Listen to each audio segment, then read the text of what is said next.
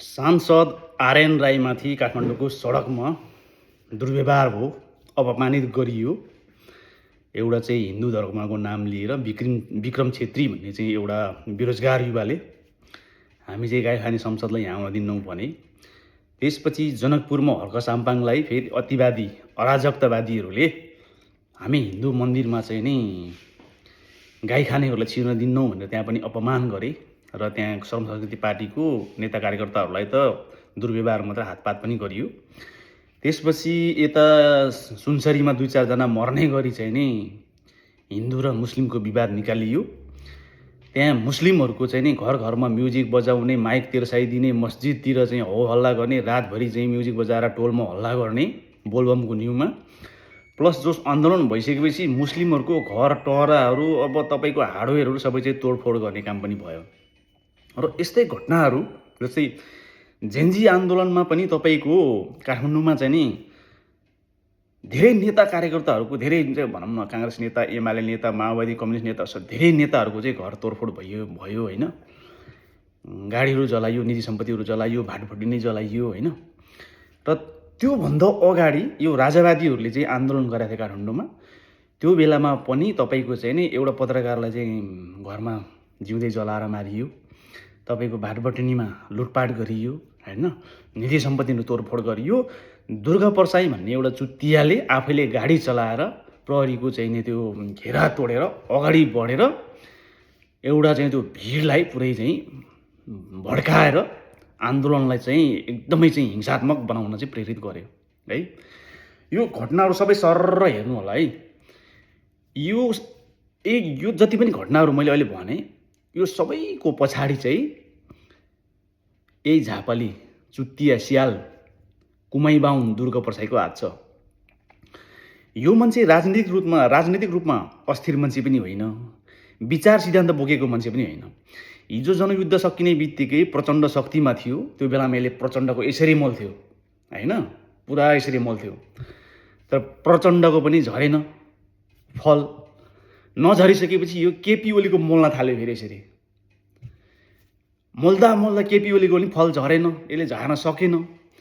नसकेपछि यो विरक्तिएर उछेट्टिएपछि यो कहाँ पुग्यो भन्दाखेरि चाहिँ सहकारी पीडितहरू जति पनि चाहिँ ब्याङ्किङ यो फाइनेन्सियल लोनहरूबाट जति पनि पीडित छ, तिनलाई चाहिँ नि यसले इमोसनल ब्ल्याकमेल गरेर कोहीलाई बुट्टामा झुन्डिएर मर्ने बनायो, कोहीलाई चाहिँ सडकमा रुने बनायो, कोहीलाई चाहिँ नि मिडियामा रुने बनायो होइन। एकदमै चाहिँ नि यसले चाहिँ नि के गर्छ, इमोसनल ब्ल्याकमेल गर्ने, मान्छेहरूमा चाहिँ त्यो निराशा पैदा गराउने, रुने गराउने होइन, त्यस्तो गर्यो।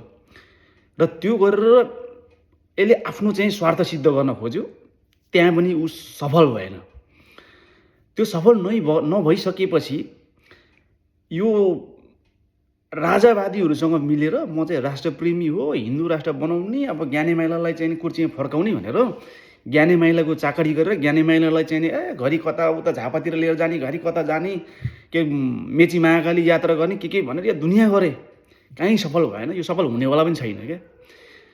किनभने यो दुर्गा परसाई भन्ने मान्छे ससुरालीको पैसा खाएर व्यापार गरेर होइन, अर्काको सम्पत्ति लुटेर हिरो भए मान्छे हो। योसँग न शैक्षिक योग्यता छ, न विचार सिद्धान्त छ, यो न त यो चाहिँ राजनीतिक रूपमा अस्थिर छ।